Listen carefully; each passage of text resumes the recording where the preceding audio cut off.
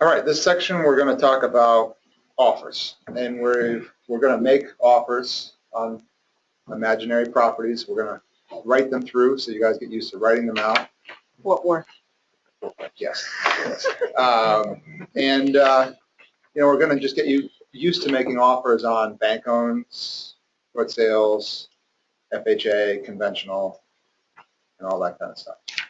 First thing, obviously, before you are ready to make an offer, you need to know the loan terms, what kind of loan they're getting.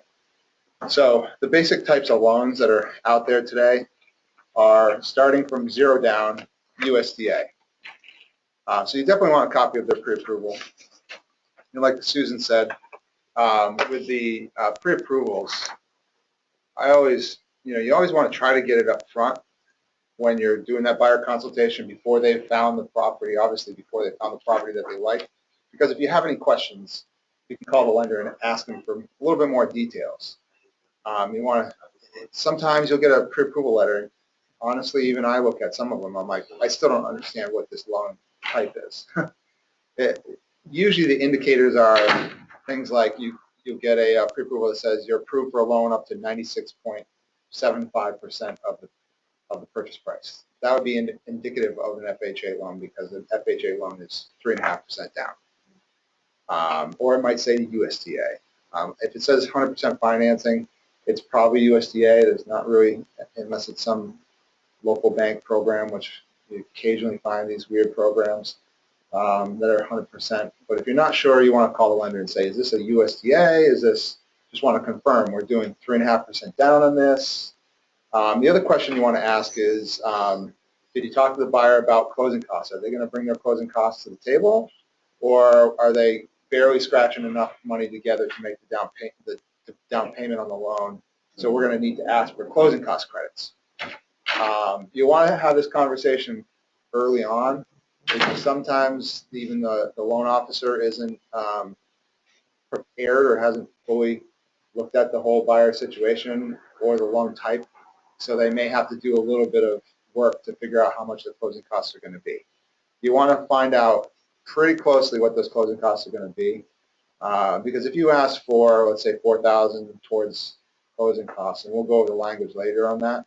If you ask for $4,000 towards closing costs and they come out at $3,000, sometimes it's pretty hard to get the seller to say, all right, let's adjust the price again.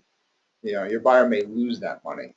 So you don't want to, and especially on a bank owned, if you, one of the things, if you're countering on a bank owned property, and we'll talk about the bank owned offers later, is their language for closing cost credits will be up to. If you ever see the words, the seller shall contribute up to, you better make sure that those closing costs you're not asking for more than they actually are, because they will lose that money. So Fannie Mae, which I work with a lot, they'll always have that language, seller to contribute up to. If that language up to is in there, you got to make sure it's right. Otherwise, the buyer's going to lose that money. So if you overestimate by $1,000, the buyer just lost $1,000. So make sure you check on that, whether it's got up to language or not. Do you need to edit it? Well, when you're making an offer, and we'll talk about bank owns. Bank owns, they don't sign your offer. So whatever you put in the offer is kind of illegitimate. It doesn't really matter. They're going to send you contracts and expect you to return them without changing them. So just know that in the bank-owned world, they're always going to be making it up to. Either way, like our language in our addendum says seller shall contribute $3,000 towards buyer's closing costs. Technically, it doesn't say up to, so usually you can renegotiate, but why risk it? Make sure that you got a good number going in, and it's going to be very close to what the closing cost of credits, what the closing cost is going to be, and the lender should know that. So instead of editing the wording, you just want to make sure you have an accurate dollar amount. Yes. Yeah. Try to really have an accurate dollar amount. So that's the things you got to ask the lender. Obviously, if you're not looking at a local lender, if you look at that pre-approval and it's Quicken Loans or Bank of America, beware and ask the buyer, maybe you ought to get a secondary opinion, have 2 pre-approvals, just so you can see where you might get a better rate. But B, I always tell buyers, if you have 2 pre-approvals, we can submit both pre-approvals with your offer. That makes you look like a stronger buyer because now you're approved twice instead of just once. So if I'm a seller and I'm seeing a traditional seller and I'm seeing two pre-approvals, and you as the agent can point that out to the listing agent, you can say, I'm sending over my offer. My buyer's got two pre-approvals, one with Bank of America, one with Fairway Mortgage and Auburn. So it's a good tactic for getting your buyer to get that secondary pre-approval and making sure that A, they can qualify, B, they can qualify for the amount that you're making the offer for, and C, it does make a stronger offer. So just really make sure you get the pre-approval and you look at it and read it and make sure you understand what they're getting. So the types of loans out there, the typical types of loans, USDA, which is 100% financing. They still have to put a deposit down, and we'll talk about that. But at the closing table, as long as everything works out, they'll get that deposit money back.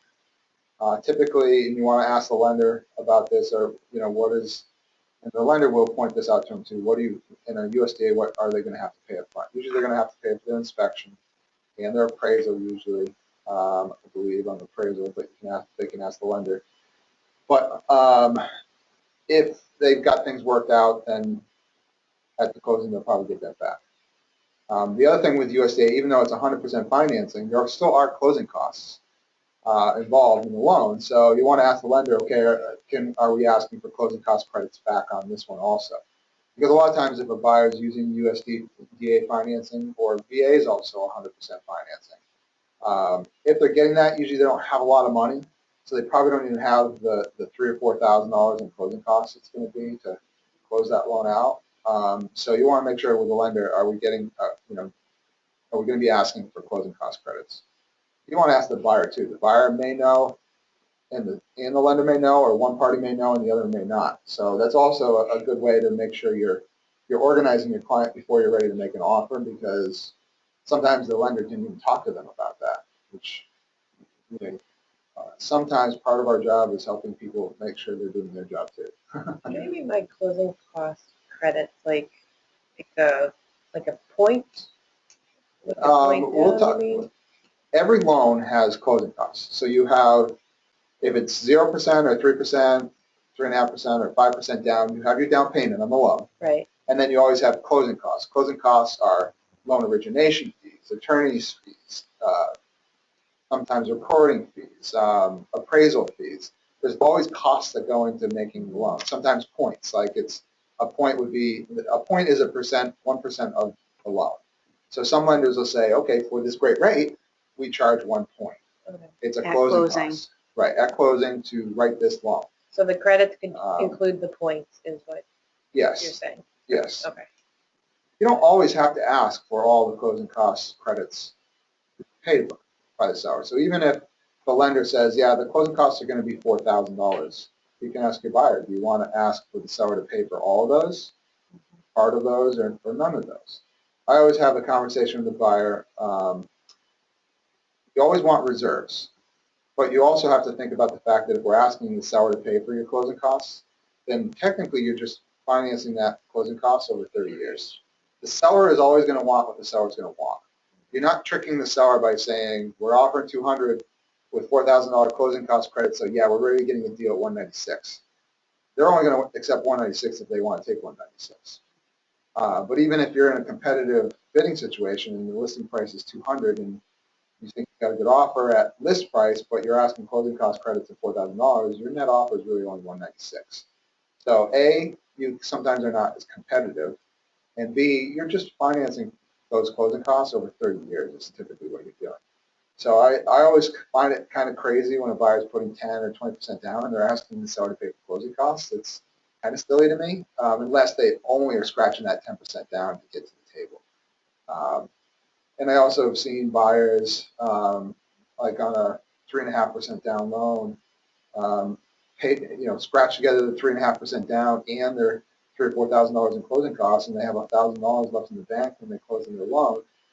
And what if? What if the roof goes? What if the furnace goes? It's good to pay for what you can up front, but you also don't want to put yourself in a position of having to not have heat, or will have to walk away from the house, and you can't always, you got to tell your buyers, you can't always rely on the bank to help you make the right decisions for you. Because they'll give you that loan, and some of them don't care if you have the reserves. So can I ask a quick question? Sure. So, for instance, my buyer this week offered, I don't know, 89 with, no, I'm sorry, 87.5 with seller concessions of 2,900. And the seller got all bent out of shape, but the seller's not writing a check? No. Right. So It just means Why you're do they getting get all- that 87.5 less the 2,900. They're going to look at the net. Some sellers don't understand it, and some listing agents, if they're very fresh and new, they won't know how to explain it to the seller. Like, you're not physically paying for it. It's coming out of your side of the sale proceeds. So just pretend you're only getting 85. That's a typical situation. So 100% financing, you've got USDA and VA. There's still closing costs. So there's still not totally 100% unless you're asking the seller to pay for closing costs. Then you've got FHA, which is 3.5% down. Also has closing costs. There are some random local banks doing 3% down financing. So just be aware that you may see an occasional 97% of the purchase price on a pre-approval. If you have any questions on that, you can call the lender. Then you have 5% down, conventional. The differences in these loans sometimes has to do with the property condition. So you have to kind of have an overview of what these programs are, just so if you run into a property that may not qualify, you can go back to your lender and talk to them about it. FHA is very strict on what they call safety standards. The roof cannot be leaking.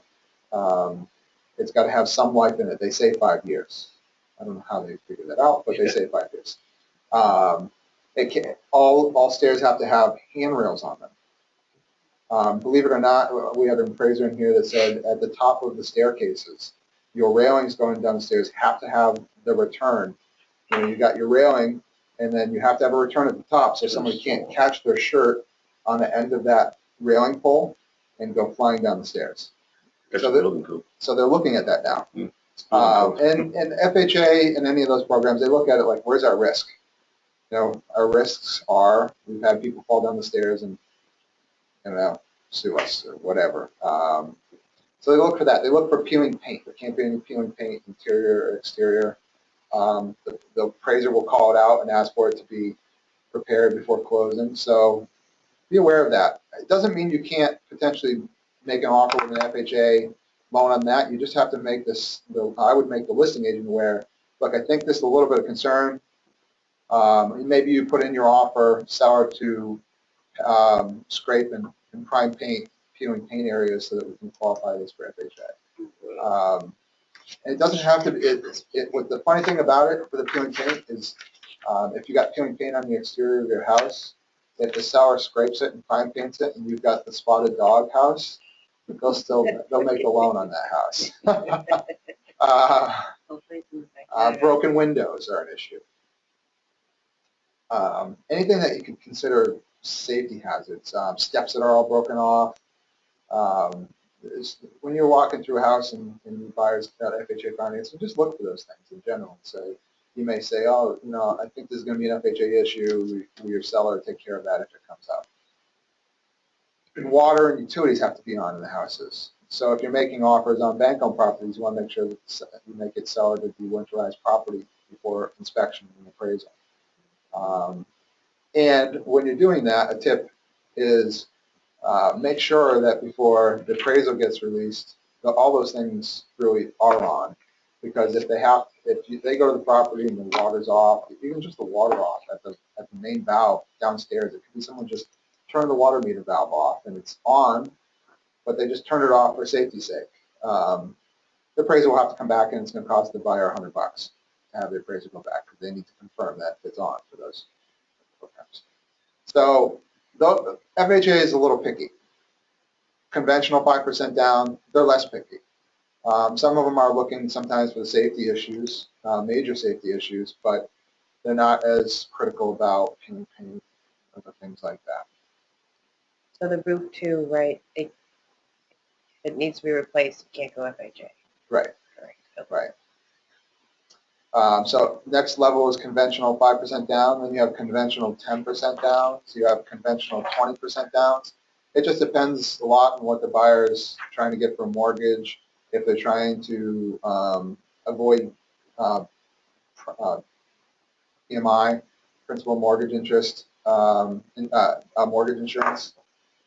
So that's all between the kind of the lender and the buyer to figure out where they want to be and how much, as the more down payment money goes up, usually the rate goes down. Sometimes there's also situations where there'll be a first and a second because they want to avoid PMI or they get to a certain dollar value and it's over the FHA term, so they have to put down a certain amount. So those aren't particulars you have to know a lot about. Just kind of, you want to look at the pre-approval and make sure you understand what they're doing. It's got an amount on it, how much they can buy up to, and how much they're putting down for down payment money and what type of loan it is. If you ever have any questions on that, you can throw it up on the Facebook group and ask questions to the group, and, or lean on a mortgage broker that you know that may not even be working with that buyer. Just say, this looks a little funny to me. We've gotten some funny ones in the past that just kind of like, I don't get what they're doing.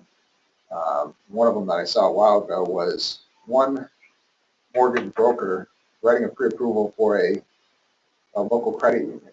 And it was like something lending, and then it pre-approved by Fidelity or like Workers Credit Union or something. Like, how does a mortgage broker write a pre-approval for a credit union? Shouldn't the credit union have it on their letterhead? And so you never know what you're going to see. You're also going to, so if you ever have any questions, the best thing you can do is ask them, ask somebody in the group. You can't even always be 100% trustful in even what a lender will tell you. Sometimes it's best to ask another lender just what the situation is, what's going on with this. The other thing is, when your buyers get pre-approved, sometimes they just, for whatever reason, the mortgage broker didn't explain the programs to them well, so you might have to kind of pick up those pieces a little bit and say, you might want to talk to someone that's more willing to spend some time with you to explain the differences in the programs. In particular, talking to them about renovation loans, like another option for loans out there is the renovation loan. There's two main types people use, the 203K Streamline and the 200K Full Blown. Streamline is repair escrows under $35,000 and under. So if you run into a great house, but the buyer's thinking, I just hate this kitchen. Let's say that house is $125,000 and they're approved to $150,000. Well, instead of just buying it with 3.5% down because they don't have a lot of money and them having to live with that kitchen for the next 10 years until they can scrape up the money to replace it, maybe you point them in the direction of, well, maybe we should think about a 203K Streamline loan.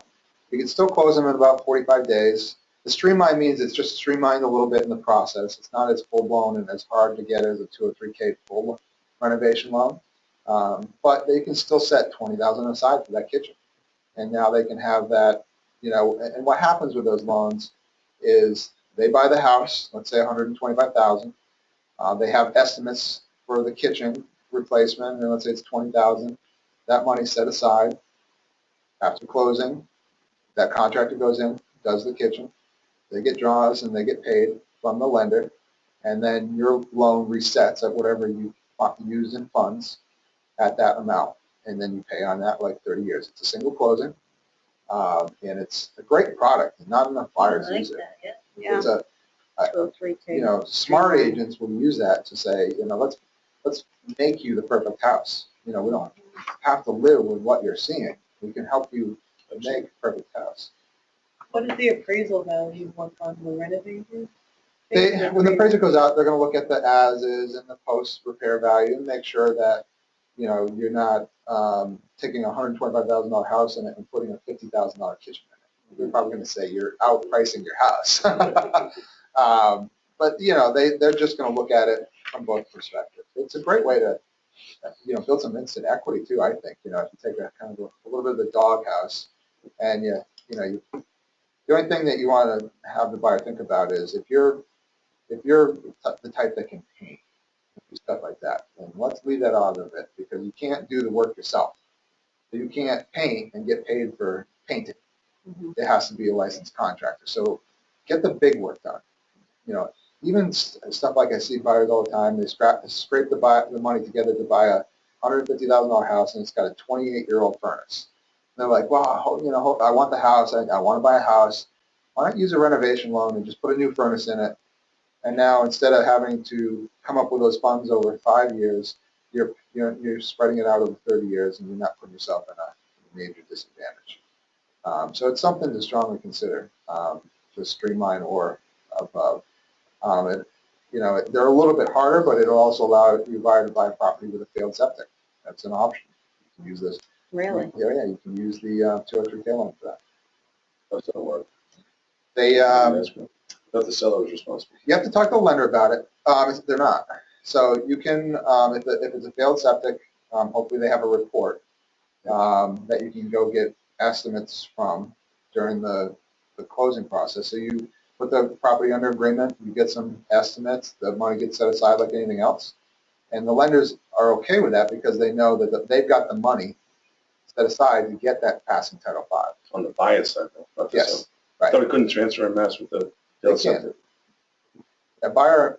Technically a buyer has from 2 years to rectify it. Yeah, my brother just bought a house and it was a field septic and they had a contract and it was 2 years. The lenders are the only ones that prevent the sales from happening. Yeah. So they're either, the lenders say, we either want to pass in Title V or here's a renovation loan, and we're keeping money aside Right. to do that after closing. Yeah. So obviously it's got to be under $35,000 septic system, Right. which they can go higher. But there's some little program specifics you want to keep you really want to talk to your lender closely on those. I think I forget what the lot size limit is. If it's above certain lot size, there doesn't have to be a design before closing. If it's under a certain size, there has to be a design before closing. Yeah, to make sure it's going to fit, and they're not going to loan on a house that has no ability to have a septic, or it's going to have what they call a tight tank, which tight tanks have to be. Tight tank is just a tank where everything collects and you have to pump it out 3 or 4 times a year, which hurts the value. So lenders just wants to make sure we can set enough money aside, and B, we can put a system in. If they're converting, like that's what I told my brother, they were doing the street over and they were converting to a different A sewer, a sewer. So they said they're converting, we just don't know when. Right. And the septic tank actually went like a month after my brother bought the house. So the seller there was a contract saying that they would repair, take care of anything. Oh, wow. Yeah, they were. It was like That sounds like a situation. Yeah, because and it was like my brother goes, nope, there's a contract, and they filled out a contract that they had 2 years. And if it went, the seller would fix it. And actually a month they moved in and. So is that because they had their septic inspected prior to selling? Then they were held liable for the 2 years?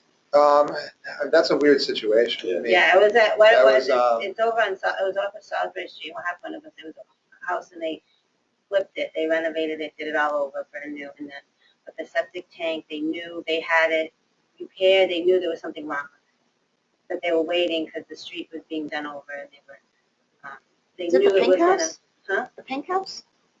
No. But they knew there was something wrong with it, so, but they wanted to sell the house.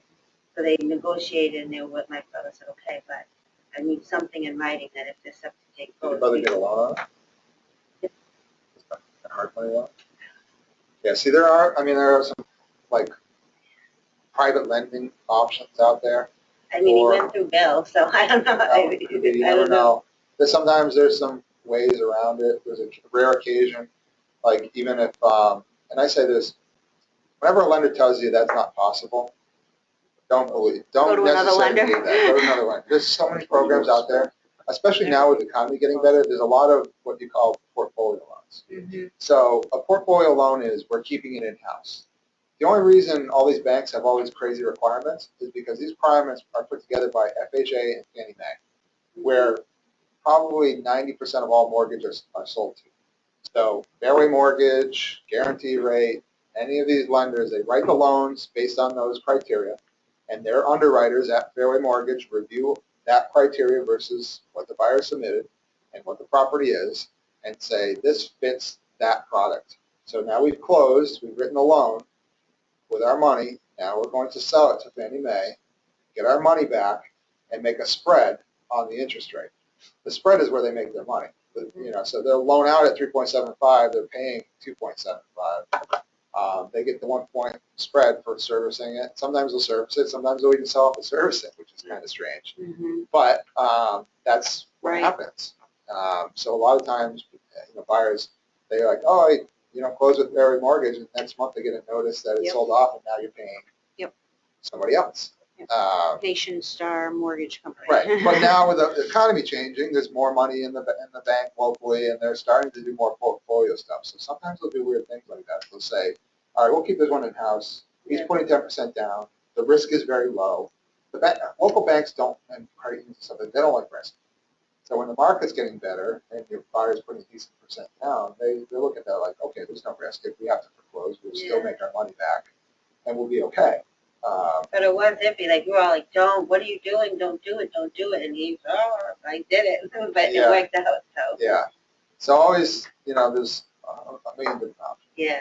I mean, even hard money loans are, they're almost like, it sounds like loan sharking, but it's, if you got a buyer that wants to buy a flip property and they don't have all cash, hard money loans, a lot of times what those investors will use, they'll be 20, 30% down, there'll be 12 to 15% interest rates with a 6 to 12 month balloon, and balloon meaning in 6 months, whatever they set, 6 Don't months, have a 12 full- months, you pay us that money back, or we're going to start foreclosing on you, or we're going to And we charge come you after stiff you, penalties yeah. like Yeah. 10% per month penalty fee. It's it's interesting. That whole world's even more interesting. Some of them are like, you got to pay us a guaranteed 15% on our money, even if we get it back in 6 months, and those guys are flipping the money twice a year, making 30% of their money. But that products are out there, and there's buyers that'll use it because they look at it and say, okay, I got money 30% down, I want to invest in a property that I'm going to make 60 grand on. It's worth it. So there's all kinds of variations. These are the main ones we're talking about, but there's all kinds of other variations. So 203K, that's one that you want to think about. So let's get into making an offer. Your buyers are found a property and they're ready to make an offer. I'm just going to open one up here on .loop. I'm just going to call it, what's today's date? 29th? No. 28, What? 27. 27. 27. All right, so I created a loop, and now I'm going to add some of the buyer packet into it. So I'm going to go into templates, buyer packet, select all, just want to pull everything in. We'll start working on our first offer.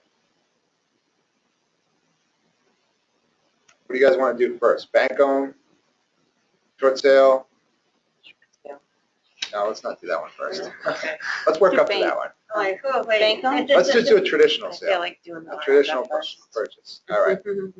So our first thing we need to do is fill in the buyer's names. I typically would say check the pre-approval, find out who's on the pre-approval. That's typically who's got to be on the mortgage and who's going to have to be on the deed. Check for spelling. In a traditional sale, the attorneys are going to take over after the offer and figure these details out. But the better you can make everything accurate up front, the better it's going to be. So if your pre-approval has middle initials in it, put your middle initials in here. Because a lot of times the attorneys, once the attorney takes over, they're going to take your offer and use the details from the offer. They might not have the pre-approval in yet. So try to make sure that the names in here are correct. So if it's Aaron A. Smith, put it in the first spot there. And Jenny. Jenny. from the block. Okay, we'll just keep it an F. F block. There you go. All right. So we got our name, address. Ask them for their address. It's good to put it in there. There's occasion where, just for ease of getting the offer out, you ask them and they haven't returned, or the text yet. It's not absolutely critical, but if you can get it, it's good to put in there. Names. I always put owner of record. If you have time and you want to, a good thing to do is to go into MLS Tools, Public Records. You know where that button is? Look up the property and see who's on there as the deeded owner. Only because if you're doing your job and you do diligence as a buyer's agent, you kind of want to make sure that person or person signs the offer. I've seen agents put, owner of record in there and then find out later, Mary Jo signs the offer, and then the attorney's asking, well, she's the inheritant. She's thinks she owns the house yet, but it hasn't gone through probate. And now you're like, oh my God. And the agent didn't ask them that. The listing agent didn't ask them the question. And so sometimes by doing your due diligence, you can uncover issues early on and either save your buyer a lot of headaches or B, look like the hero because you brought it up before anybody else did. I've seen it happen. So it's not a bad, if you have time, not a bad thing to do to look up on public records, see who the owner's names are in there and put them in there. If not, owner record is sufficient. Doesn't need an address typically because you don't know the seller's address, and why wait to, you're never going to ask the listing agent, give me the seller's address. Not going to happen. So, all right, the property address. I'm going to keep using my 9 Williams in Auburn because I want it sold. So put this full address in there. I told somebody about it. I'm going to exaggerate the price on it because the price is too low. Price is lower than I want to make an example for it. But 9 William Street, Auburn, Mass. So that's the property that you're describing. That's the property you're making an offer on. To which I have been introduced by Exit Realty Partners. That's all that has to be in there. Some agents will add their name in there.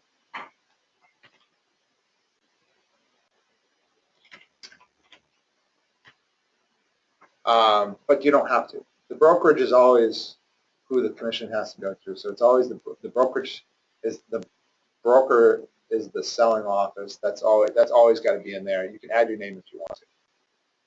Next is the offer amount. Whenever I'm getting ready to make an offer with a buyer, even though we want to be doing our job and look like the heroes, I always ask the buyer, so what do you think? What do you want to make for an offer? What are you thinking? Let them figure it out. So I think sometimes buyer's agents get too much in their head that my job is to get them the best deal on the house.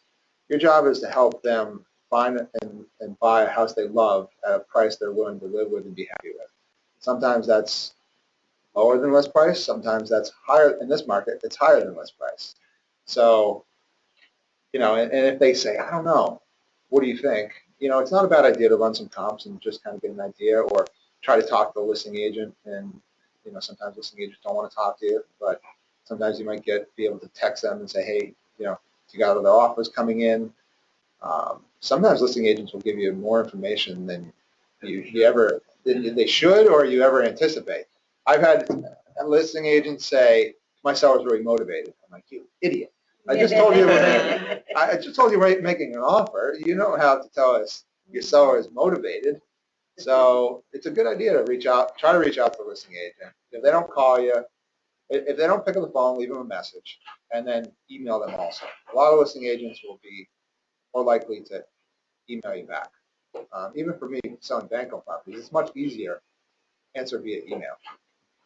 I get a ton of calls during the day. And think of it from the perspective of a busy agent. A bunch of calls during the day, a bunch of voicemails. You're at 9 o'clock at night. I'm not going to call them back. But now you're going through your email saying, okay, I got an email. I can respond to that and just delete the email. So make sure you do both.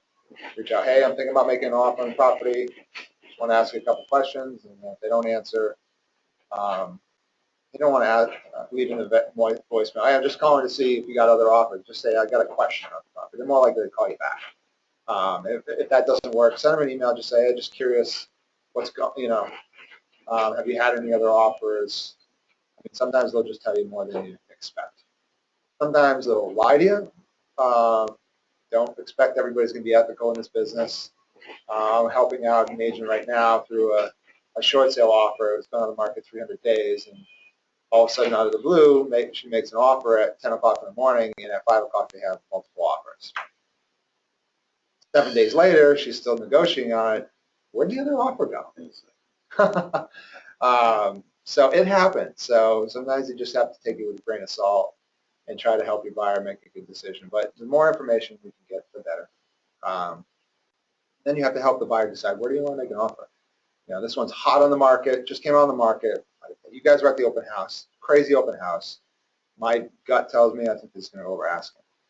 So whenever I get into a conversation with a buyer over, going above asking, the typical question is, you got to, from your perspective as a buyer, Jim, you got to think of it like, at what point are you going to be upset if you lost it, and at what point are you going to say someone else can have it? So if it's a $200,000 list price, would you be unhappy if you lost it at 202? Yes or no? 202, probably not. You wouldn't be unhappy if you lost it. I would be unhappy if I lost it at 202. Okay, so what about 203? I'd probably go 204? more than that. I'd probably go 210. Okay, then maybe that's what we do. So let's use that as an example, because I want to show you some language in our addendum that helps maybe get that offer accepted if you do go over asking. So let's say it's 210. You decide, okay, I really want it. I know what my mortgage is going to be. And sometimes the question is, do you know what your mortgage is going to be on 210? Okay, let's call your lender. Let's get are you happy with this $1,500 mortgage? You'll be able to live with that, be happy, and be in a house you love? Absolutely. Okay, let's help you get the house you love. Yeah. And that's a lot of what's going on right now. Not so much, okay, it's listed at 200. Let's see if we can get it for 190 or 180. That's going to be my job, is to get you the best price in the house, and then you're going to lose house after house after house after house. Some agents get stuck on that. My job is to get you a great deal. It's not so much about that. It's about getting them something they love. Because, a buyer's agent that doesn't keep that in mind, their buyer may get mad at them and drop them because you told me I should offer lower than asking, and now we lost it, and that was our house. Now I can't find another house, and now I'm going to be. And sometimes you have to look at it from a perspective, okay, we've looked at 10 houses. Is there any other house that if you don't get this house that you would want? No. And we have to go after this to try to get you that house. That's that's how you also need to think about it. We've been looking for months, Jim, and we haven't found anything else. How bad do you want to risk losing this house? Right. And those are the conversations you have to have with them. And sometimes there's certain cultures and certain people that are all about the deal. Like everything's got to be less than asking. Yeah. I don't pay asking for anything. That's great. You don't pay asking for everything, asking for anything, but someone else has the last 5 offers we made. Right. Do you want to keep living on that floor, or do you want to have a great house? So sometimes you're working through the psychology of the buyer, of their emotional baggage that they may be carrying, of why they're not making better offers, and that's part of the conversations we need to have with buyers. So let's say, all right, we're making an offer, we're going over asking, we're going 210,000. Let's do an FHA offer first. I automatically in this form you'll see $1,000 with offer. That is typical. Even with a big down payment loan, $1,000 is pretty typical what you see for an offer now. If it's a USDA, sometimes depending on what the buyer has for funds, I'll go down to 500 on a USDA. Even though they're putting 100, it's 100% financing. Some buyers using a USDA or VA will say, well, I'm not putting any money down. Why am I putting? Because you have to bind the offer. You have to make sure the seller feels you're serious enough to put some money on the table and not walk away. So if you're in a competitive bidding situation and you're making USDA and VA loans, you may even suggest they put $1,000 down. So even though you're not putting any money down at closing, you'll get that money back, but you're at least binding the offer with some serious money so that the seller doesn't think, if they don't like the inspection, they're just going to walk away. So the deposits are always a walking away thing. At what point, what amount of money am I willing to put down to show the seller I'm pretty serious about this? And as long as my contingencies go right, inspection and mortgage, I'm going to close and not walk away. So think about that perspective. And deposits and down payment are two separate things. A lot of agents, especially newer agents, they don't understand that deposits and down payment are two separate things. So deposits are what you're doing to bind the loan. It doesn't have to equal your down payment money, but it goes towards your down payment money. So if you put $1,000 in offer and $1,000 in the P&S section on a USDA loan, that $2,000 will go towards your 3.5% down. That's what it goes towards. It's not in addition to, it's part of. So it just means less money you bring to the table at closing. In a competitive environment, I always would suggest to a buyer, a year or two ago, we'd do $1,000 with offer, $1,000 with P&S. That was typically enough. Now sellers are getting multiple offers. They want the best offer and the best terms. Terms are closing dates, price, deposits, etc. If you're putting 3.5% down of the $210,000, if you take 210 times 0.035, that's 3.5% down. That's $7,350. I would suggest to a buyer in this market, you're going to have to put the money down at closing anyways. Why don't we bind that with the deal and make your offer look like a really strong FHA offer? So instead of putting $1,000 with P&S, we're going to put the balance of the 3.5% down. So we did the 210,000 times 0.035. That gave us a number of $7,350. We've already put 1,000 down, so we take the 7,350 minus the 1,000, and we're going to put down 6,350 for P&S. That's a total of 7,350. That's the total of the 3.5% down at closing. So they're not going to have to bring any more money to the closing table, other than closing costs, unless they're getting the seller to pay the closing costs. So even though that's an FHA offer, you're looking pretty serious. You're saying, I got the money already in the bank to closing this. And from a smart seller's perspective and a smart listing agent perspective, they're looking at a $1,000 offer, and part of their head might be thinking, I wonder if they have the money in the bank yet to buy this house. And if they see this offer, they're saying, okay, they already have the money in the bank. In 14 days, they're willing to slap it all down on the property. That might help you get an FHA offer accepted over a conventional offer or a higher down payment offer, just because you're making a better deposit. So consider that.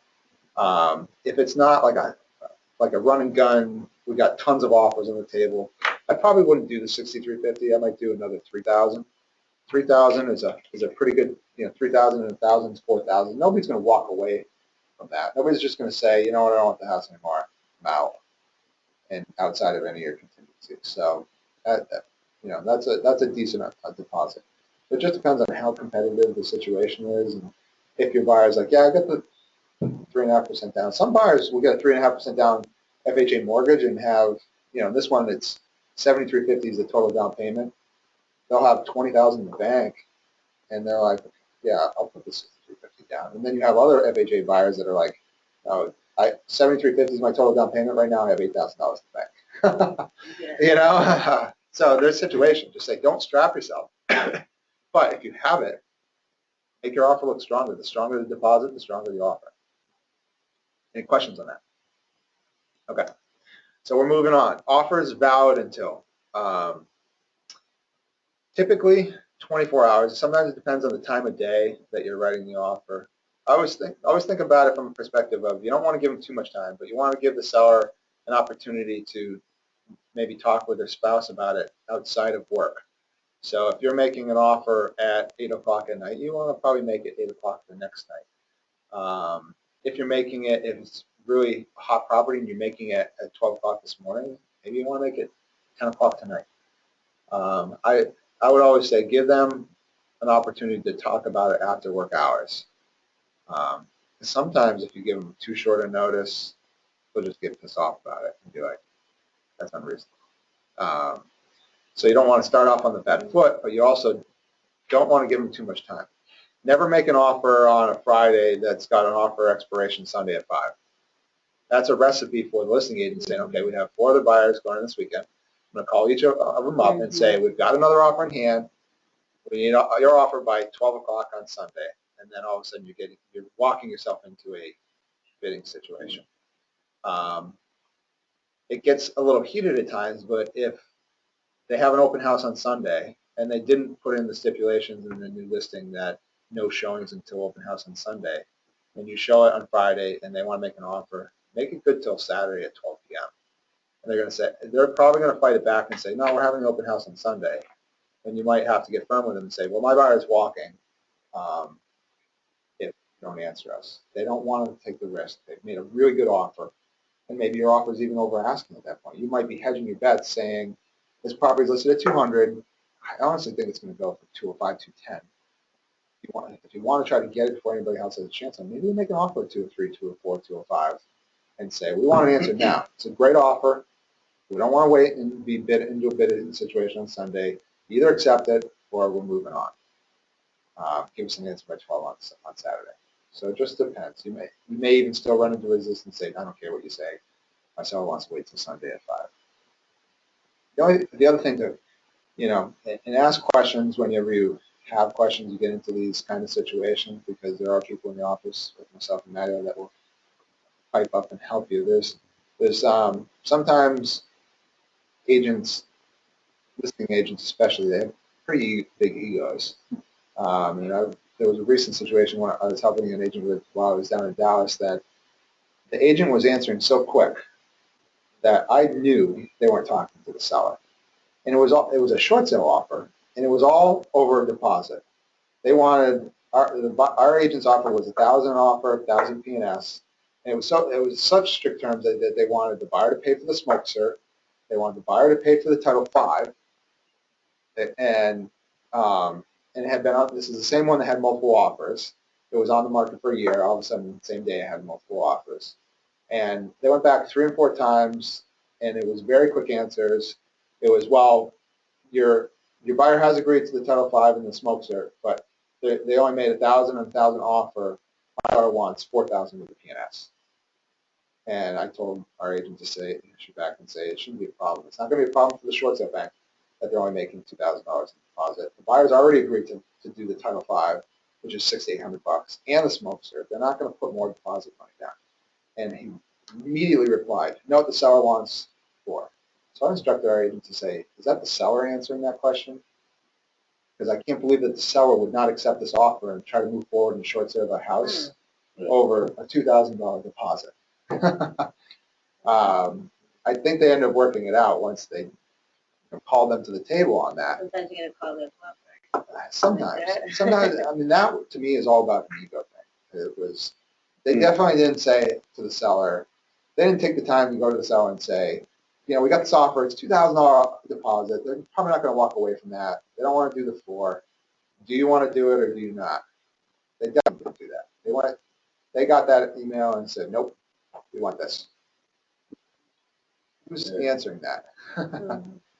You or your seller? I mean, there's been even rare occasions where you make an offer and the agent's just resistant for some reason to do something. One of them, the listing agent was offering 1.5 buyer agency compensation. So when you offer, the agent in our office put exit really, with this offer, exit really should be paid 2.5% of the list price.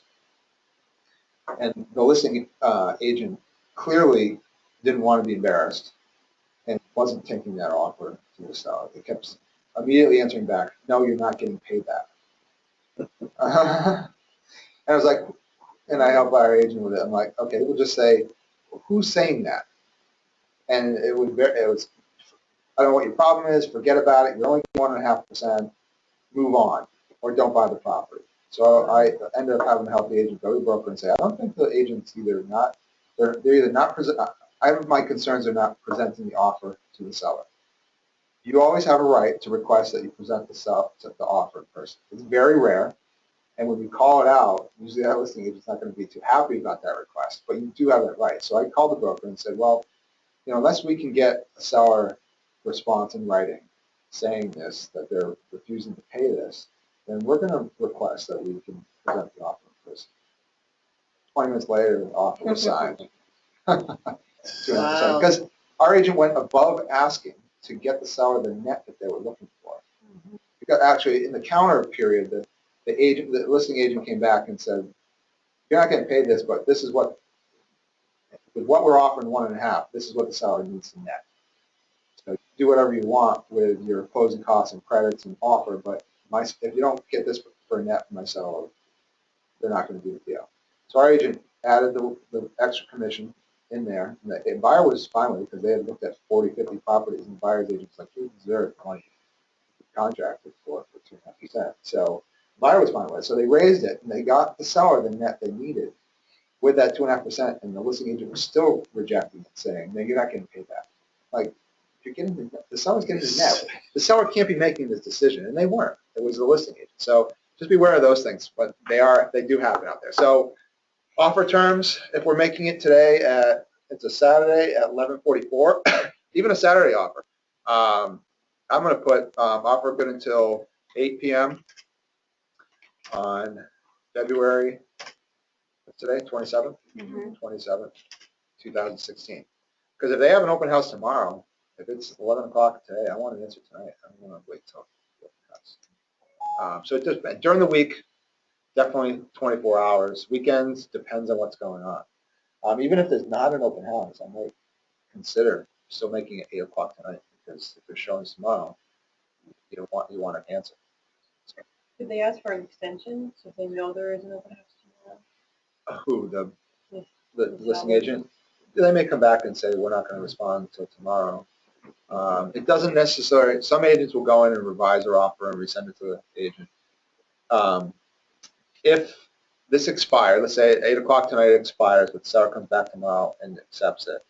If the seller signs it and accepts it, they can cross out, you don't have to rewrite the offer, they can cross that out and just say, change it to 8 p.m. tomorrow. Or, basically, the offer you write and the buyer signs is an offer that's good until 8 p.m. tonight, 8 p.m.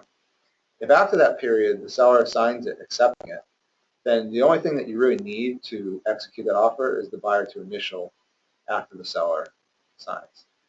That means, because it's an expired offer, but the seller's accepting it. Now the buyer has to, all the buyer really has to do is initial it and say, we are accepting that it's after the fact what my buyer is self-accepting. You don't have to go in and do this. And I heard you talking about counter-offering and writing and stuff like that. Most of the time you don't. I don't see that often. It's mostly verbal. Okay. Unless the listing agent's using Dotloop. That's why Dotloop can be a great product if both sides are using it. So when you're getting ready to present an offer, I would call the listing agent and say, do you use Dotloop? If you do, I'm going to share it with you on Dotloop, and we can do the whole deal through Dotloop. Okay. The reason you want to push it in that direction, if they do use Dotloop, is when you share that with the listing agent, you want to share it with edit and private permission. There's an option when you put the listing agent in there and their email address, you click on over where it says view or sign or can sign, use the edit and private permissions. That allows them to add their sellers to the offer and share it with them. But once they share it with their seller, if the seller likes the offer, they e-sign it, you instantly get a notice that that offer is fully signed. If they don't like the offer, they can change the offer amount, dates, etc. It kicks the buyer's signature off it, and then it comes back with the seller's signature on it. So that instant that buyer says, okay, I'll do that, the buyer then e-signs it, and you have a fully executed offer. It's the fastest way to get a fully executed offer Through Dotloop. through Dotloop. It's amazing. Otherwise, you stand a risk of funny business going on. Funny business would be the listing agent calling you or texting you or emailing you and say, the seller's countered at this. You say, I accept, and then you ask, okay, let me know when the seller can get it signed and back to me. 24 hours later, you're still waiting for it. And occasionally in this business, you'll find, well, that was verbal and we got a better offer. Verbal means nothing really. It's got to be in writing. And I don't know if you've ever seen any of if you really pay attention to my signature line in emails, and you probably want to do the same thing. At the bottom of my signature, you see a clause that says this email is not considered to be a legal binding agreement. And you can just copy that language and put it into your signature line also. Because if you are listing properties or you are in negotiations over email, if it's got that clause in there, it can't be considered a legally binding contract. But there has been case law where if that's not in there, a listing agent said, like if a listing agent emailed you back and said, seller accepts the offer, and it doesn't have that language at the bottom, and now all of a sudden the listing agent calls you the next day and says, seller decided to go with another offer. There's been case law that you can lean on that says, no, this has been proven to be a binding contract at this point because you put in writing in an email that it was accepted on the terms that were in that offer. That's considered written acceptance. But there is case law for that. So ideally, you want to get that offer fully signed as fast as possible. And B, you want to get that deposit check into the listing office as fast as possible. Personally, I don't recommend just throwing it in the mail. Maybe if you have a fully executed offer, you do. But if the listing agent says, we'll get the contract back to you sometime tomorrow, I just need to get my seller's signature. If you have the opportunity to run that deposit check over the listing office, and make sure it actually gets delivered versus getting lost in the mail or somebody not opening it up when it comes to the mail. But B, an offer written is one piece. The deposit, the earnest money to bind it is the second piece.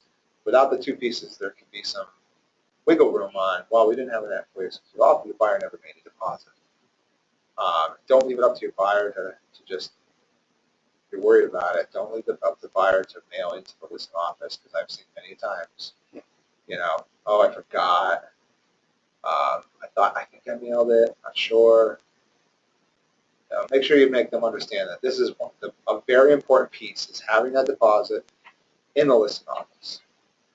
That's a big piece. So, all right, so we made our offer good until 8 p.m. on February 27, 2016. Moving on. Purchase and sales agreement. I always put 5 p.m. in here. I don't know why they actually have the time. It shouldn't really matter. As long as it's signed on the day that it's supposed to be, it shouldn't matter, but they have a time block in there, so we put 5 p.m. Purchase and sales agreements are typically going to be 2 weeks. So we're making an offer. We want it accepted tonight by the 27th. So if you go out 2 weeks on your calendar, that would be March 5th is next Saturday. The 12th is the Saturday after that. Because it's a Saturday, I would probably move that out to the 14th, just the business day, as opposed to a weekend. So March 14th is the day I'm going to pick for my purchase and sales agreement. And this is on a traditional property, not a bank owned. We'll talk about that next. And picked our date for our P&S. And the reason for that being 14 to 16 days out, is your hopes are to get through the inspection, make sure there's no issues with inspection, and then be able to sign a purchase and sales agreement. Because if there is anything that comes up with inspections, whether it's seller is going to repair this, we're going to get a credit off for that, whatever those terms are for issues that come up with inspection, you want them to be part of the P&S. It's a little bit different in the bank-owned world, but we'll talk about that in our next talk. So, all right, so now we're moving on to closing date. Closing date is something you want to check with your lender on. They've been running 45 to 60 days. If it's a credit union, some of them I'm seeing do it in 35 to 40 days. Maybe even 30 if the buyer's really got their stuff together and they've got a full loan application in and all their documents in and everything else. So check with your lender on the closing date, but also ask the buyer when they want to close. Sometimes the buyers will say, oh, my lease is up April 30th, so I'd like it to be April 30th. It's not even a bad idea if you can make communication with the listing agent to find out when does your seller want to close at a certain time? Because that's a term that sometimes a seller will just reject your offer because well, they want to close April 30th and we really want to be out of here March 30th. Instead of that, you're taking your offer, which is the best offer, and saying, we want to, if two offers are close or exactly the same, and your date is a date they don't like, and another one is a date they like, they might not even come back to you and say, well, what if your buyer closed then? They always just accept the other offer because it's the right date for them. So if they'll answer, ask them, is there a closing time frame that your seller wants to close? Make sure with your buyer, whether they're flexible before I say, hey, are you flexible on closing date? Because sometimes that helps us get our offers accepted. If you're a little bit flexible, I'll go see what the seller would really want for closing date. Sometimes you'll find out the seller will say, well, we really want to kind of be in here till the end of May. Our kid graduates from high school or May. Just kind of want to get through that. Okay, buyer says, yeah, it's workable for me. You might push it out to May 30th. So it just depends on the situation, but it's good to know your buyer situation, and it's good to know and ask if you can find out if the seller has a preferable closing date. It's a good question to ask. But let's say we're at February 27th. Kind of hard to close March 31st at this point, depending on your lender. But let's just say the lender says, yeah, it's a little tight. Let's go out to April 8th. You put your date in there. The next box is it's usually Worcester, unless you're out in another part of the state. It's going to usually be the Worcester County Registry of Deeds for the closing place. That's always subject to change, but it's a box you have to fill. The escrow is always going to be, typically always going to be held by the listing office. I put listing office in here just as a reminder. Don't leave listing office, put in whatever listing office that is. So if it's Keller Williams has the listing, then it might be Keller Williams. Remax, it might be Remax. The only time this would be different is if it's a for sale by owner. If it's a for sale by owner, you never want to give the deposit to the seller. It should be an attorney. Or it could be, in a rare occasion, it could be exit realty. Sometimes the seller will say, well, I don't have an attorney yet. If you're making an offer to a for sale by owner, and you're talking to the for sale by owner, and you present your buyer's offer to them, and they're like, okay, well, it sounds good. And you ask the seller, okay, well, do you have an attorney that will hold the money? Now, I don't have an attorney yet. I'll decide in a couple of weeks, say, well, one option is exit realty to hold it. And you can explain to them, look, we have to follow escrow rules like everybody else. If the deal fell apart, both parties have to sign off on wherever that money goes. If it goes to the buyer, that goes to the seller, doesn't matter. You can't release money without signatures. So the deposits would be safe with exit realty partners. You can do that. If it's sometimes it's an attorney's office, but don't. Even on rare occasions,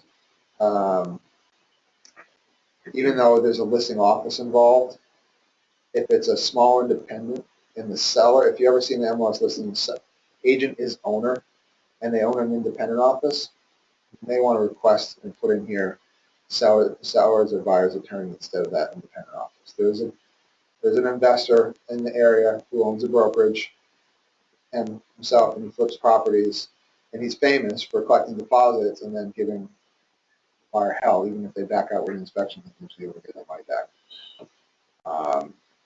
Lucky because of his license at some point, and somebody finally takes him to task on it. But he's the agent is the owner, and he's the broker, and it's just him in that office, and he tries to request that he owes deposit, and it's not a good situation. Any questions on that? All right. So we've gone through the escrow part. Now the contingencies. This is where you would put in your mortgage amount. So back up here, we made an offer for $210,000, and we're talking about an FHA offer first, which is 3.5% down. There's two ways to approach this box and the amount of money that they're going to get from mortgage. You could take the $210,000, and that's our offer, and we're doing 3.5% down. So to figure out what that loan amount would be, you could take the 210 times 0.965. That's the percentage left. That's the percentage loan they're getting. That would be an amount of $202,650. You could put that in there. That's one way. What was it, 96.5%? 96.5. Yeah. But I think what's preferable is to put the percentage of financing they're getting. Only because it's one less box you have to change if you start changing the offer amount. So instead of putting the amount, you could put 96.5% loan to value. Loan to value is, banks are always going to loan on loan to value. And the reason you put LTV in there is if the sale price is 200,000, it comes in at 195 as a value on the appraisal, the bank's going to only loan on 96.5% of the loan to value, whichever is lower. The purchase price or value, whatever's lower, they're loaning on that amount, not necessarily the list price. So I always put in LTV just to make sure. And that kind of protects your buyer a little bit too. If the appraisal comes in low, you're not saying I'm getting 96.5% of the sale price. You may have a real scrutinizing listing agent that'll say, well, I know it didn't appraise, but you said you're getting 96.5% of the purchase price, so you figure it out. It'll help you with the buyer getting out of the mortgage, usually if you use the LTV, because then the bank can easily say they can't get a mortgage because it didn't appraise, and they don't have that extra money to put down. So use LTV. At prevailing rates, so we're going to get a mortgage for 96.5% LTV at prevailing rates and terms by, we don't swell the clock already? By and a date. I always want to protect my buyer at up to as close to closing as possible with that mortgage contingency. So we're closing on 4/8, so I would probably put April 1st, 2016 on that one. That's 1 week before closing. So that buyer cannot get that mortgage before April 1st, 1 week before closing, then my buyer can back out and get their money back. That's what you're saying right there. Some agents, I think, make the mistake of, even if, like you, and it's a negotiating factor sometimes too, if they'll put like a date 2 weeks before the closing. Just give your buyer more time, give them up to within a week of closing. Some agents will make it like, try to make it, all right, April 8th, we're closing, mortgage by April 6th. If you don't have a mortgage approval until the 6th of April, there's no way you're closing on the 8th. Between the point where you get a full loan approval and closing is typically a week. So you want to make it like a week to 10 days before the closing, depending on how far your closing is out. At the bottom, it says buyer shall have submitted one application by. So it basically says, in no event shall the buyer be deemed to have used reasonable efforts to obtain financing unless the buyer has submitted one application by this date. So we ask for our offer to be answered on by tonight at 8 p.m. So now, this is typically a date, I would say 3 to 4 days out from acceptance, depending on the time of, you always want to count days of the week. So first day of the week after our offer acceptance is the 29th. So probably by, I'm going to say the 31st, the buyer will have submitted a full loan application. Before TRID, all this TRID stuff, TRID is that new buyer protection where they actually have the ability to go out by right and shop around for mortgage after they get an offer accepted. This kind of changed. We used to always try to put in there already applied, and you basically tell your buyers, you got to go get approved before we start making offers. Make your full application, get that all out of the way. Now we kind of have to put in this section a date 3 or 4 days out, otherwise they could say, the buyer could come back at some point and say, you didn't really give us the opportunity for TRID to go out and shop for help. TRID's funny because TRID doesn't allow the lender to say you need to submit a full application before you find a property. Lenders can't say that at all anymore. Lenders can only say, well, when you find a property, get it under agreement, and we can do the full application. We as realtors, we can say, I would highly recommend, if you want to be considered a serious buyer in this market, don't have just a free fall. Your lender's not going to tell you you need this because they can't anymore. But I can tell you you should do it. Otherwise, you're going to probably get your offers rejected all the time. But either way, that's beside the point. I always put 3 or 4 days out That allows them, even if they have an application in with one lender, if they want to go throw in a quick one with another lender, they have an option. When you say 3 or 4 days out, what do you mean? I see there's So- like 30 days after. Oh, this is, I went into March. Yeah, sorry. I went way out into March. So we're at the 27th. We made our offer. We want an answer by tonight. Yep. And then if they accept it, we want a date 3 to 4 days out from that. So I went too far out. So I should have been going like the 3rd or the 4th. You So want an answer by your lender? it's saying that in no event shall the buyer be deemed to have used reasonable efforts to obtain financing unless the buyer has submitted one full application by the 4th of March. So it's saying if you haven't, buyer, if all you've done, buyer, is talk on the phone and have them pull your credit, and a full loan application is they fill out the full application, maybe online, maybe by hand. They give it to the lender with all their tax documents, income documents, everything that the lender needs for underwriting.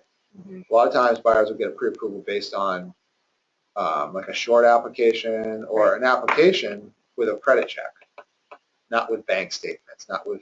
So you might want to ask your buyer, have you filled out, have you done a full application yet?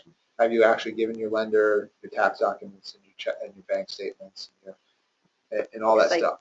Just finished negotiation Thursday night, and I should have had him contact the lender yesterday, but Yeah. It's okay.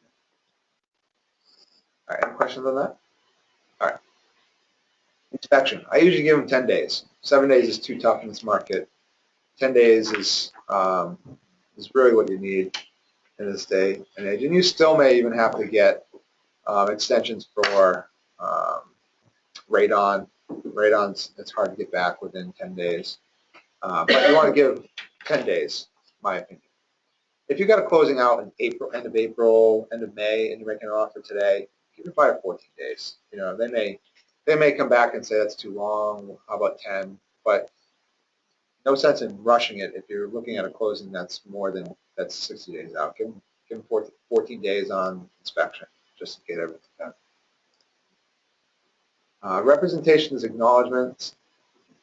You're basically in 10 years, I've never had this section require anything.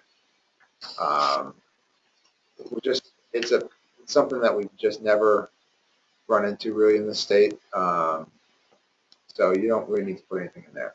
Can I ask you a question? For the inspection, what about, who does the inspection for the Title V? Or should. So, Yeah. and they usually do that before, or, We'll go over there's some language in here for and the additional terms for Title V. Okay. I'll go over that. All right. So now we're down in our additional terms section. I would get in the habit. Some agents will try to fit everything in these little boxes. There's basically 2 little boxes. I would get in the habit of using your addendum, and I would say C, attached addendum. And you want to know which one you're using. So I gave you the first one here, which is addendum A. And once we save this offer and back out of it, I'll open that addendum up. So you've got addendum A, which is your typical addendum. Addendum B is a short sale addendum. You'd only use addendum B if you're making a short sale. So typically it's going to be addendum A unless you're making an offer on a short sale. So, right, see attached addendum A, and then save your offer.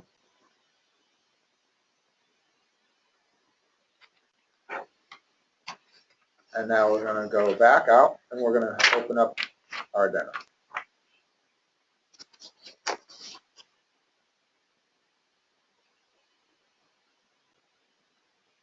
So if you scroll down, you'll see addendum A.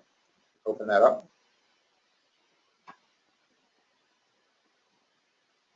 If you've got your buyers in there, you can actually autofill it. So you put your date, say 27th,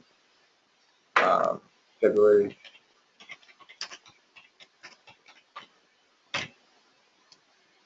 Got pages. If it's a 1-page addendum, it's 1 of 1. If you've got really a lot of things, I don't imagine what you would not be able to fit in this whole box, but who knows? Maybe you did. If it was more than 1 pages, you put more than 1 pages. This is an addendum to the real estate contract purchase between the parties dated. That would be the same date, typically.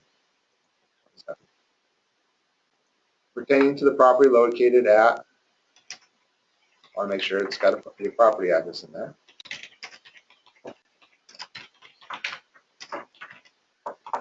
And now it's already got language in here for you. If you don't need all the language, you can erase what you don't need. But let's just talk about it. Now it's got the language in there for closing cost credits already, so you don't have to make that language up. Seller shall contribute blank towards the buyer's closing costs prepaid in escrow. So we made an offer on this $210,000 property, and we were making an FHA offer. You talk to the lender, and they say, okay, their closing costs are going to be, $4,000 is a pretty good number. So now you're asking for $4,000 in closing costs. Just fill that in. That's all set and ready to go. Moving on. Let's say this property does have a Title V. It's in Leicester. It's got a private septic, so you need this language. If you don't have that kind of property, you just erase it, and you won't need that language. All right, so we're saying we do have a Title V, so here's some kind of standard language. Seller shall provide a passing Title V cert within 14 days of closing. The lender only needs it before closing, so it's not, to answer your question, Sheila, it doesn't have to be during the inspection period. It just has to be before closing.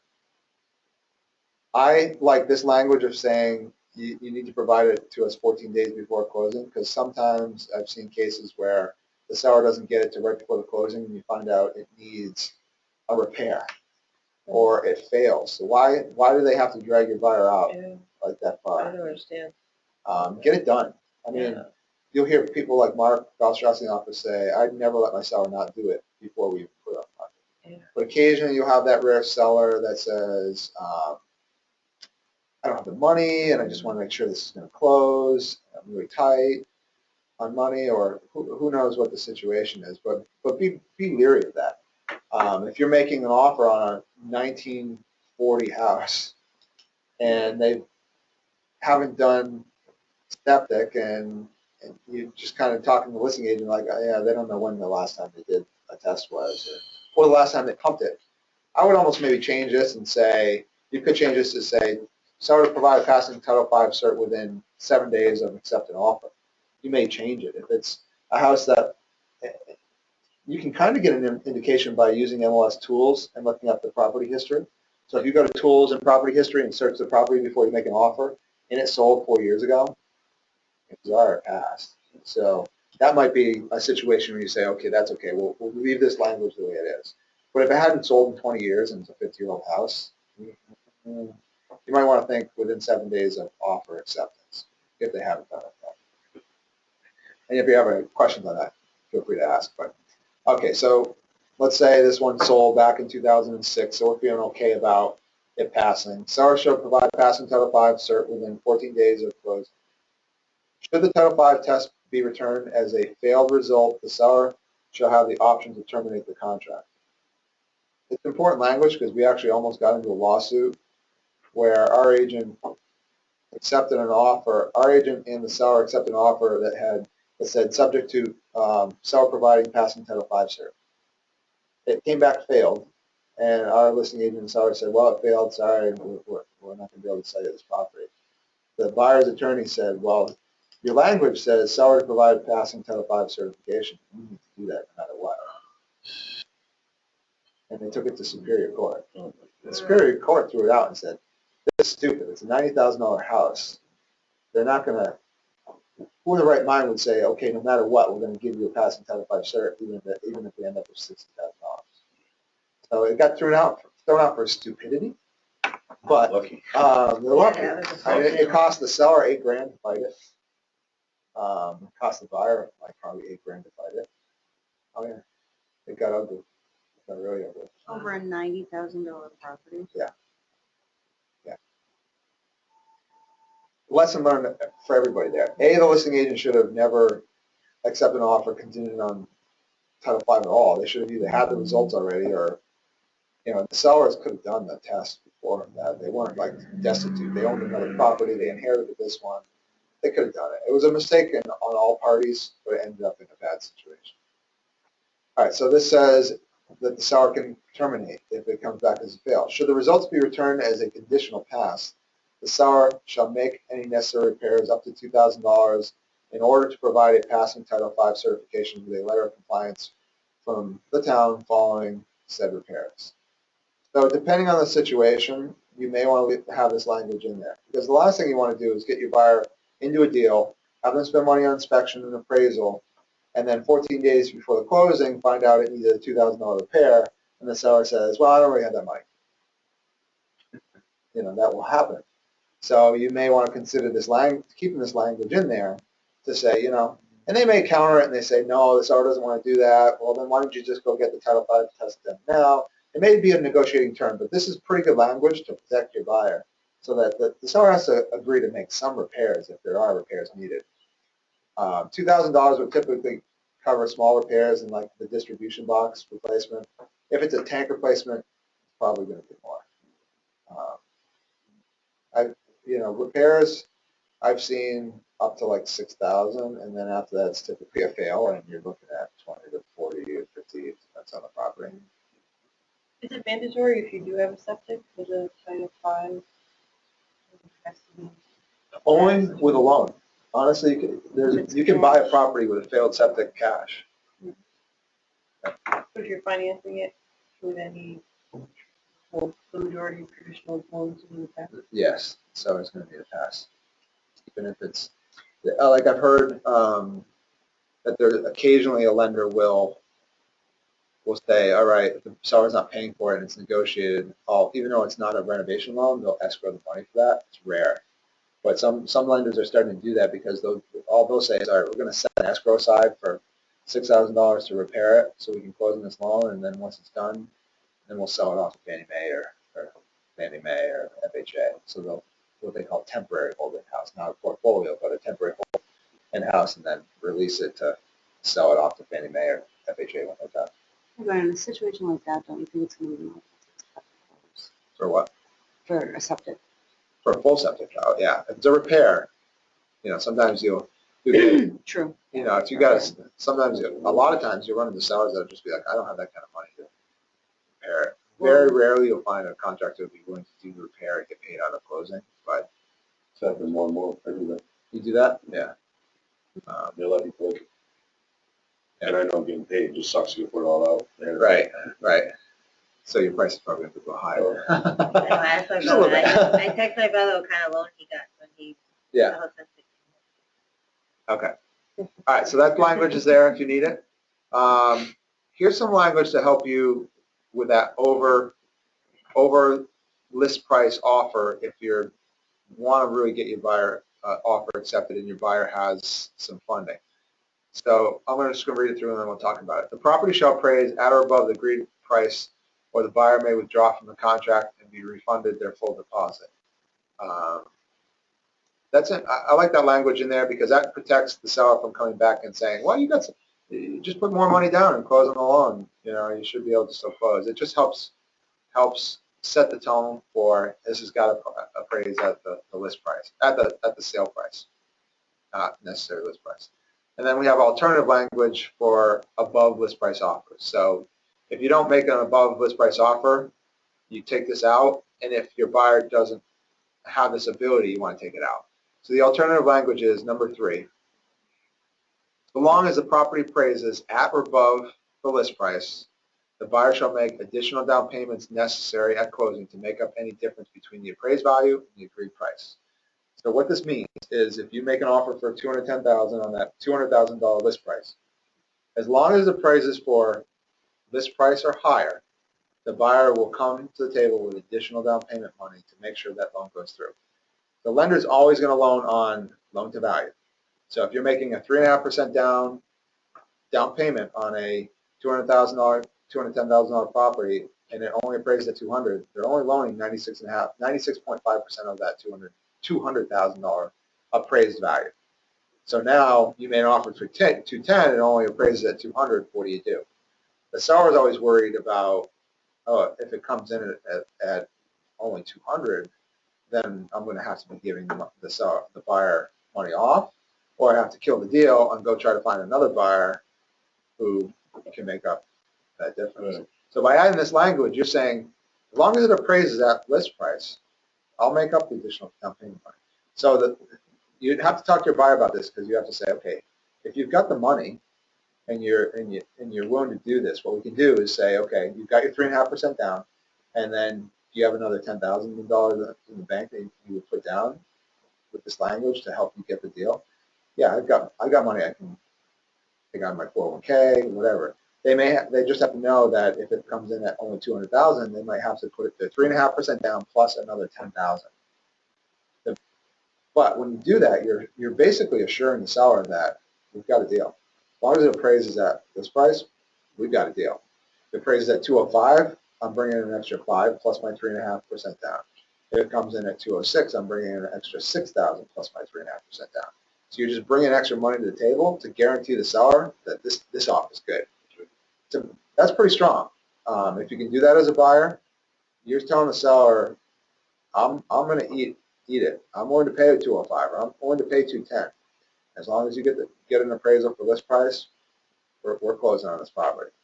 If you're up against another offer your offer may be 206 with this language, another offer may be at 208 without that language, you might get that property at 206.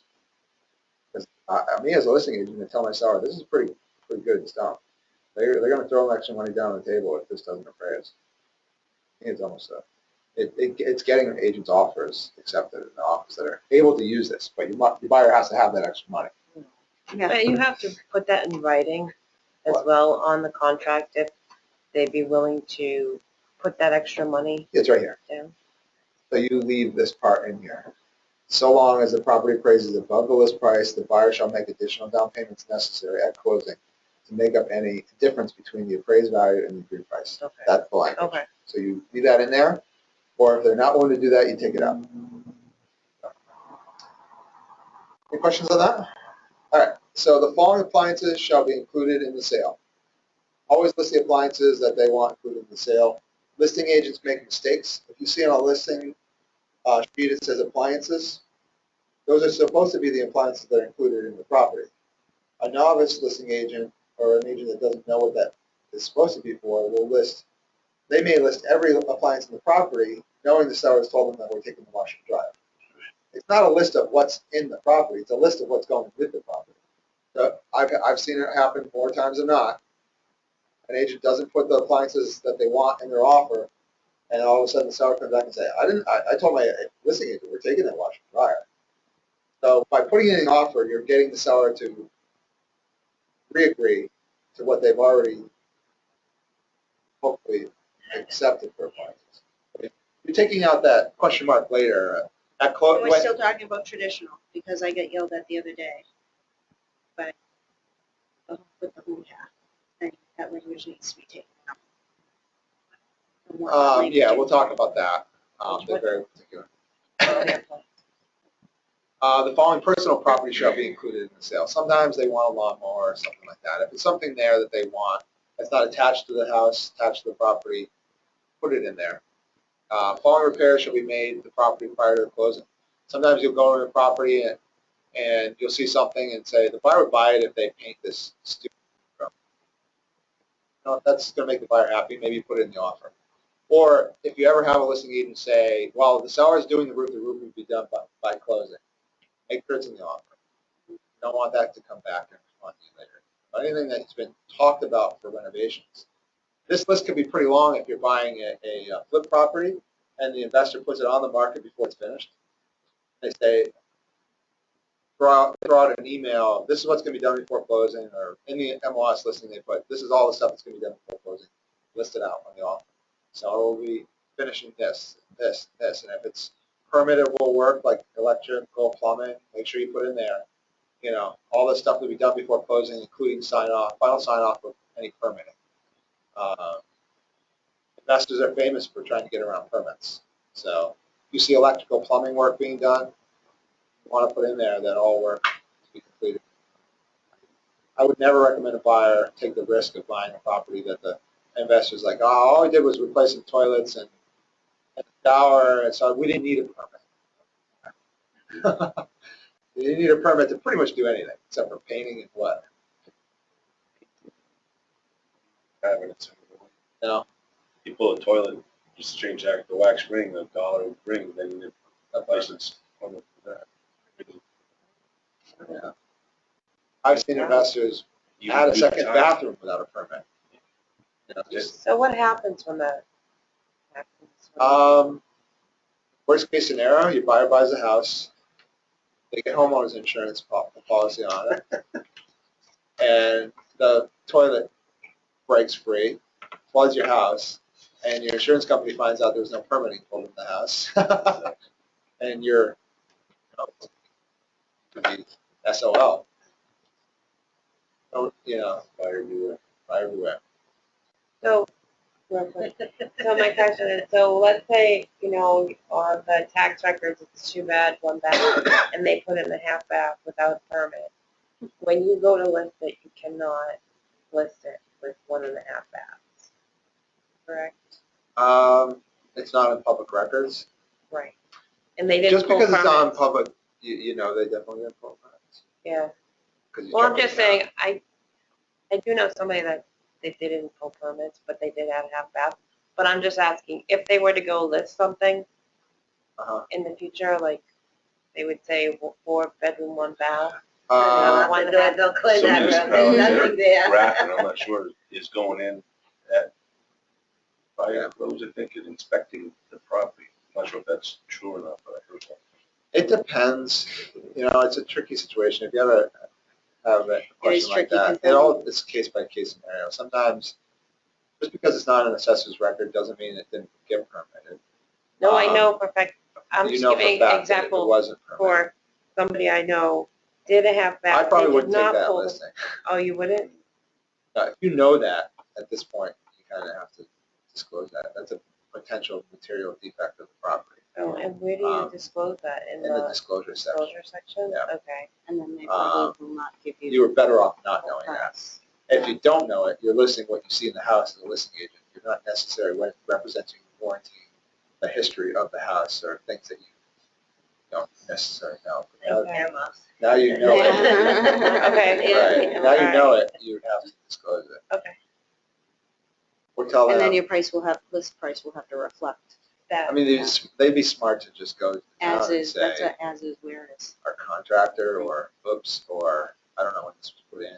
They did it themselves, they can do it themselves, but They still did needs to be, it needs to be inspected, which if they did it themselves, they could still have it inspected. They had to pull a permit as, even, else was prepared. But they can pull a permit as the homeowner, as long as they're the homeowner, and get it inspected that way. That'd be the Oh, really? safest route to go. Or would they have to pull everything out, like take everything out? That's, Yeah. the electrical, if it's hidden, That absolutely. wasn't done properly. Depends on the yeah. inspector. In some inspectors, So they'd be better off to pull a Well, permit. no, they wouldn't know if it Depends. was done properly Depends unless on they, what was until they done. pull everything out. Yeah, That's what right. he's saying. So what about when you redo your kitchen and everything, you have to pull permits for that too? Yeah. change countertop. Tracy, do you have much more? Change the sink. Really? Is there much more? Yeah, I probably got a half hour. Fixing I was just wondering. a set of stairs outside, and he started, and then they were like, oh, you didn't pull a permit? They were just doing the side, and the owner did it, and he should have, like, my team should have pulled the permit, and he was like, well, I thought Steven did it, the other team did it. He went down and got a permit, but even it was just that he was repairing the stairs, like fixing everything. Well, not rip them out, just repair When them. do you Then not have to pull a It was permit? a Just for three-family, painting? maybe because That's it? what is it? it was maybe a three-family, it was, they were. Yeah, much more, yeah, cause, you think over. Oh, yeah, so he had to go to court, they had to go to court, just, I don't know, that's All right, let's move on to short sale offers, because I want Okay. to try to get this done by, hopefully. The offer section is actually a bigger section than I remembered it being. All right, I'm going to show you where you find some of example offers to help you guys. In the template section, if you're in .loop, this templates button, if you click on it, come over here to documents and go to training templates. You're going to actually see some examples of an FHA offer, a bank-owned offer, conventional short sale offer example. You can actually, if you want to, you can copy these to a loop if you're starting a new offer, and then just use that example and erase certain things in it, and use the others. So let's get into a short sale offer. Let's talk about a short sale offer. All right, so nothing changes here. buyer name, the property, the amount you want to offer. The thing to remember with short sale offers is a lot of buyers think, oh, short sale, I can get a great deal on it. The bank is still going to do the due diligence. They're going to order either an appraisal or a broker price opinion. And even if you make a lowball offer, they're probably going to come back and counter it 3 months later. So never give your buyer the impression they're going to get a super, super deal on a short sale. Hopefully they get a little bit of a deal because the bank is hopefully looking at it like, okay, these buyers waited 4 months, we'll give them a little bit of deal, but more often than not, they're looking for very close to market value.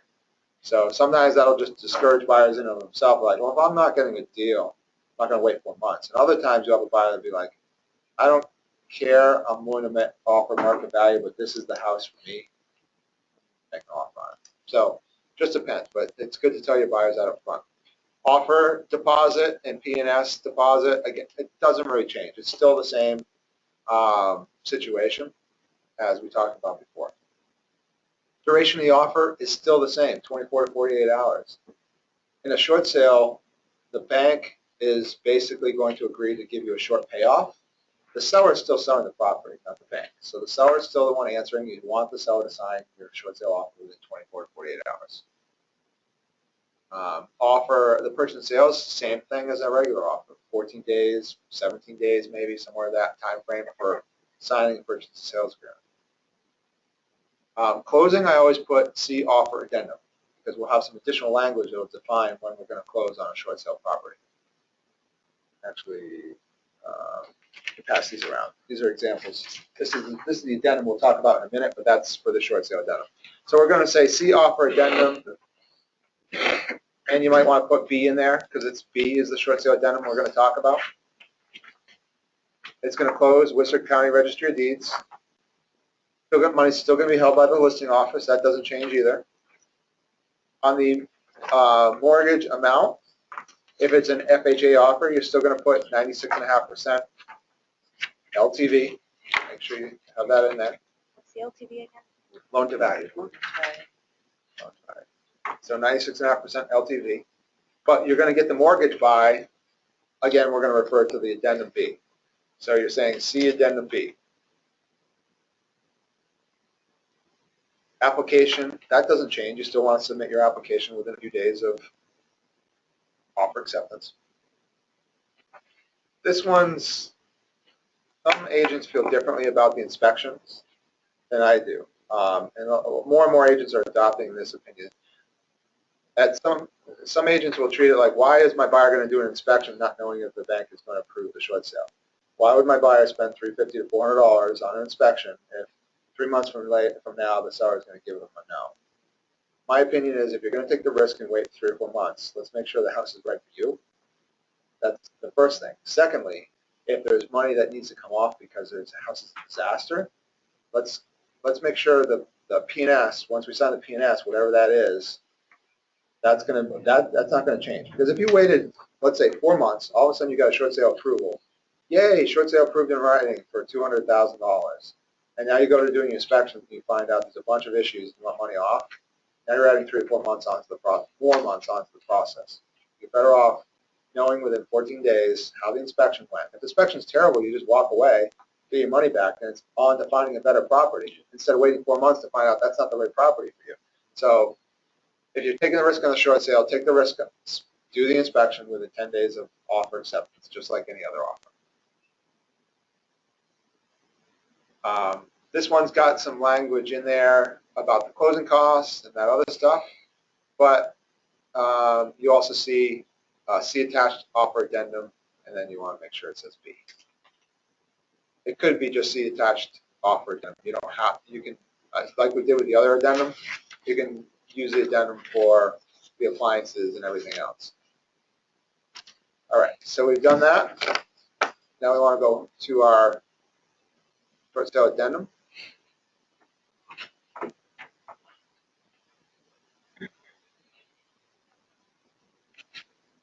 So if you're in your buyer packet, it's called Addendum B to go with short sales.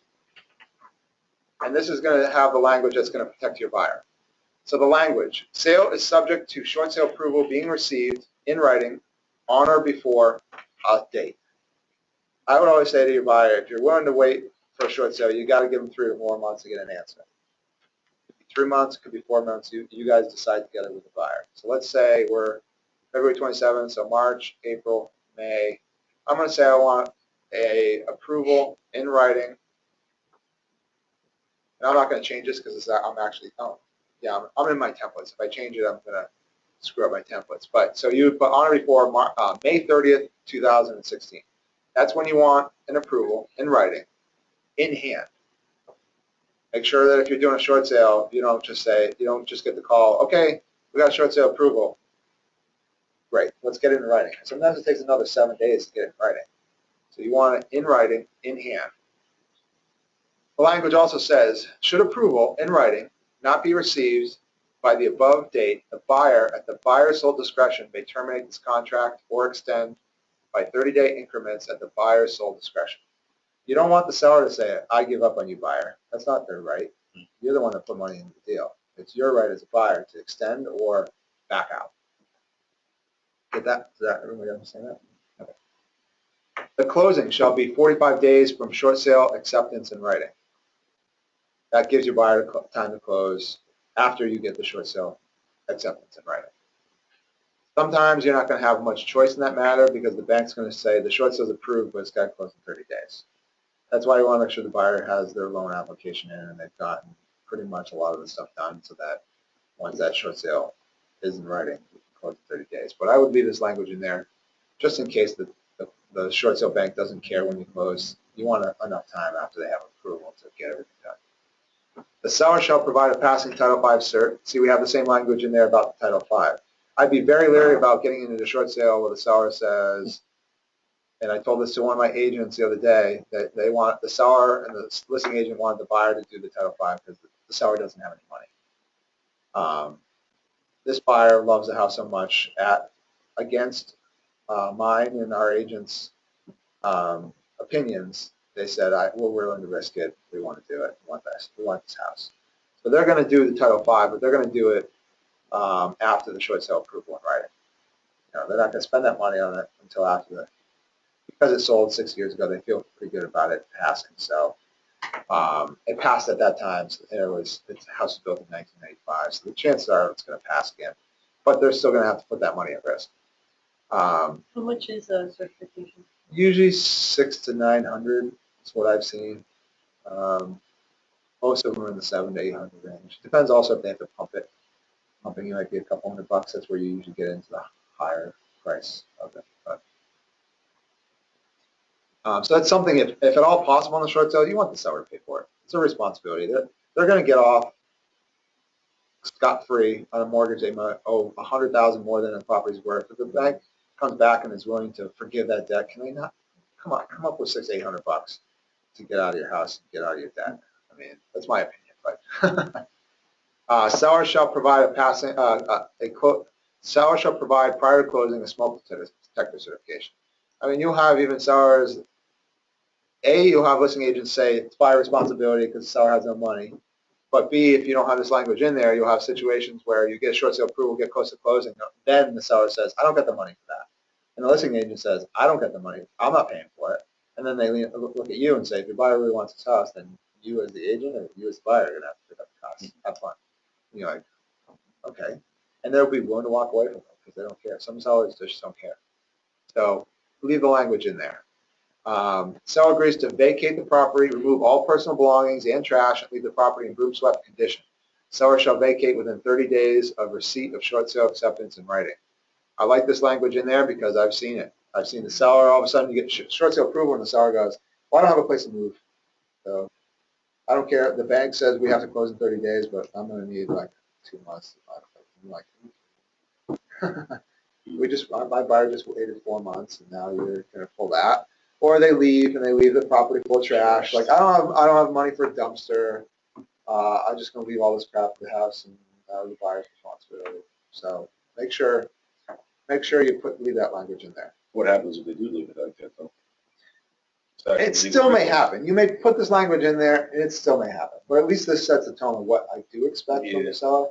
But again, at the end of the day, the seller's not getting any money, and you can't really change it. Once you get the short sale approval in writing, you can't change the terms. typically the short sale bank is saying, I'm not eating $2,000 in trash out. Exactly, they're just saying, Somebody else is going to eat it. So the rate when you list a short sale property, I always recommend you ask for 6 and pay 2.5. That way you're keeping 3.5, and sometimes you get away and you make 3.5%. And other times you end up paying for a dumpster. yeah. It gives you a wiggle room Yeah, to be creative when you need to get creative when the seller just is willing to craziness. They just got an approval to walk away from $100,000 in debt, and they're willing to walk away from it for $700 dumpster costs. It happens. It happens a lot. Any questions with that? Okay. So let's go back and look at a bank-owned example offer, just so you have an idea. And again, in the templates, training template document section, we have training templates, and we have a bank-owned offer example. Bank owns are a little different, mostly in the fact that they make their own rules and they don't care what you think about those rules. That's typically what a bank owned situation is. I do a lot with Fannie Mae. They're called home path properties. Home path is just, they used to have home path loans. They got rid of home path loans.